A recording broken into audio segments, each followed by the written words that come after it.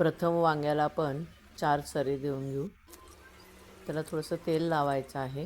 Silicon पेपरला पण तेल लावायचं आहे आणि एअर फ्रायमध्ये 180 डिग्रीला 15 मिनिटासाठी ठेवायचं आहे. छान असं वांग भाजून झालेलं आहे. साल पण छान निघालेलं आहे. तेल गरम केलेलं आहे. त्याच्यामध्ये जिरं मोहरीची फोडणी, बारीक चिरलेला कांदा, बारीक चिरलेले टोमॅटो असं परतून घ्यायचं आहे. त्याच्यानंतर आलं, लसूण, कोथिंबीर, खोबरं याचं वाटण टाकायचं आहे. तिखट, मीठ, हळद ते पण टाकून परतून घ्यायचं आहे. शेंगदाण्याचा कूट टाकून परतून घ्यायचं आहे. त्याच्यामध्ये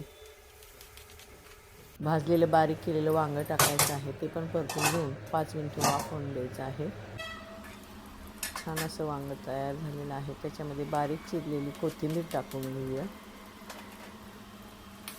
पुन्हा परतून घ्यायचं आहे. छान असं मस्त असं चटपटीत वांग्याचं भरीत एका प्लेटमध्ये काढून घेऊया. तुम्हाला कसे वाटले वांग्याचे भरीत ते कमेंट्समध्ये सांगा.